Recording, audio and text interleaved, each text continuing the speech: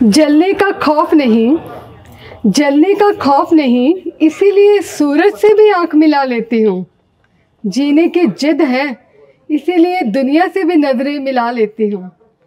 मैं ज्योति बावा अमृतसर से गुरु की नगरी से हूँ। अपने माँ बाप की मैं 6वीं संतान हूँ। चाहिए तो उनको भी लड़का था, पर मैं आ गई। पर जब मैं आई तो अपने साथ बगावती सुर भी लेके आई। पंजाब में रहने वाली थी। लड़कियों को वैसे पढ़ने तो दिया जाता था, लेकिन वो जीवन नहीं दिया जाता था जो लड़कों के लिए तो ज़रूरी था, पर हमारे लिए ज़रूरी नहीं था। फिर मुझे बगावत तो करनी ही थी ना, अपने हर सवाल के लिए लड़ना ही था। यहीं से बस शुरू हुआ मेरा सबके साथ लड़ने का सफ़र। दिमाग में इतने सवाल घूमते थे, पर जवाब कहीं से भी नहीं मिलता था। टीचर से बात करो तो थप्पड़, माँ बाप से बात करो तो झिड़कियाँ, दोस्तों से बात करो तो कहना अरे पागल है क्या। इस तरह के सवालों में से उलझ रही है। दुनिया जैसी है उसे चलने दो। मैंने कहा ऐसे कैसे चलने दूँ, पर फिर मैं तारों से बातें करना शुरू करने लगी।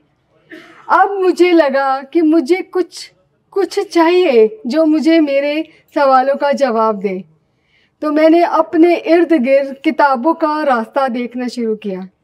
अभी भी बच्चों को स्कूल की किताबें तो पढ़ने दी जाती हैं, लेकिन दूसरी किताबें जिसमें कहानियाँ होती हैं, बातें होती हैं, बहुत सारी चीज़ें होती हैं, उसके लिए वो मना कर देते हैं, क्योंकि उनको लगता है कि लड़कियों का जीवन इससे ख़राब हो जाएगा।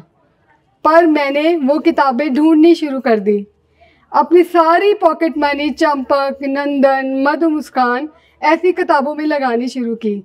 अखबारों में से कटिंग ढूंढती, कहानियाँ ढूंढती, कार्टून ढूंढती, उससे अपने सवालों के जवाब ढूंढती। इसी बात ने मुझे फिर से बहुत रिबेल बना दिया। मेरा दिल करता था मैं साइकिल चलाऊं, मैं गाड़ी सीखूं, स्कूटर चलाऊं, ठेलों पे खड़े होके कुछ खाऊं, पर हमारे परिवारों में तो ये चीज़ें मना थी। हम ठेलों पे भी खड़ा नहीं हो सकते थे।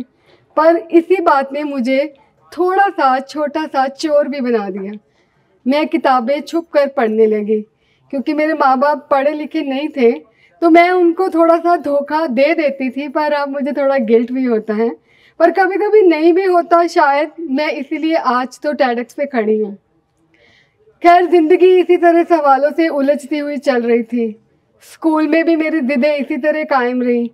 हर बात पे लड़ना, हर बात पे सवाल करना। ऐसे करते करते करते मैंने अच्छी तरह से अपनी पढ़ाई पूरी करने की कोशिश की। अभी मैं पढ़ ही रही थी तो मेरी मुलाकात मेरे हस्बैंड, जो मेरे दोस्त ज़्यादा थे, उनसे हुई। और मेरी बड़ी खुशकिस्मती थी कि वो भी किताबों के सफ़र में रहने वाला इंसान था। उसे भी किताबें पसंद थी, चीज़ें पसंद थी। वो लिखता था, पढ़ता था, फोटोग्राफी करता था, और मेरी हर बात का जवाब वो देता था। सिर्फ एक वही शख्स था कि जिसके पास कोई भी सवाल लेके चले जाओ तो उसके पास जवाब होते थे। ज़िंदगी बड़ी अच्छी चल रही थी, बहुत अच्छी चल रही थी। इसी दौरान हमारे पंजाब में लड़कियों का ग्राफ गिरने लगा, और एक ऐसी घटना हुई जिसने मुझे बहुत ही सोचने पे मजबूर कर दिया कि जो बचपन मैंने जिया था उसका अक्स अब दुनिया में इतना ज़्यादा बढ़ गया है कि लोगों ने लड़कियों को ही मारना शुरू कर दिया।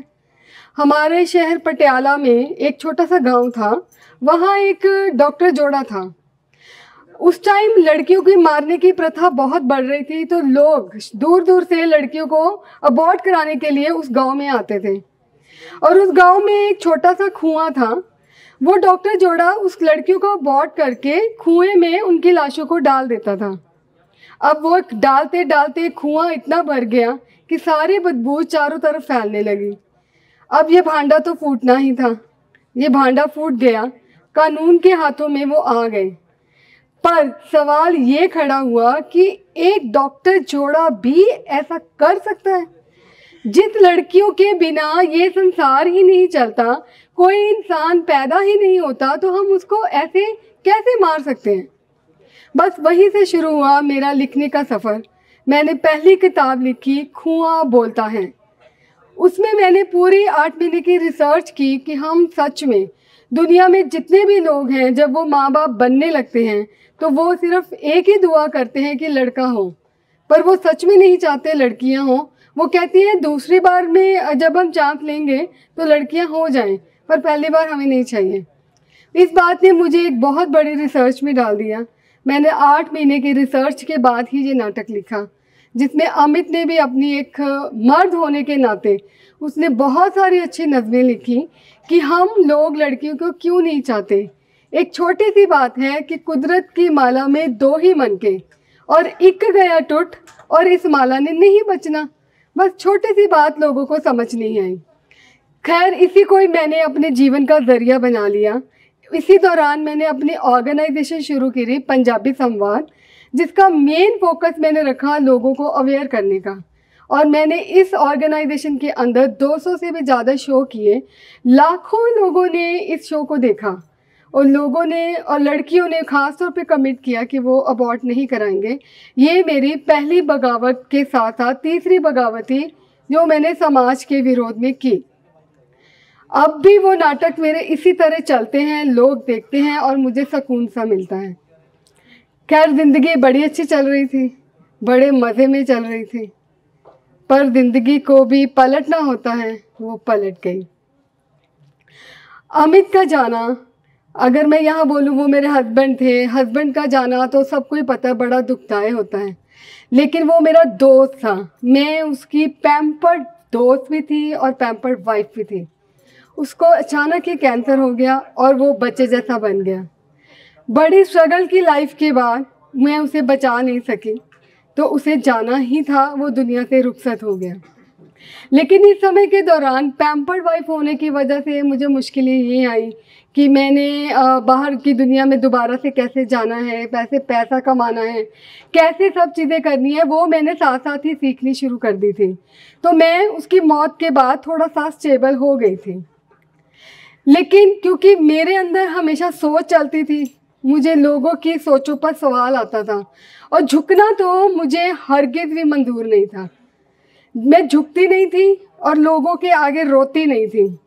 मेरे ना रोने की वजह से, मेरे ना झुकने की वजह से मेरे हाथ से जो मेरे काम थे, जो मेरी सोच के काम थे, वो सारे ही निकलते चले गए।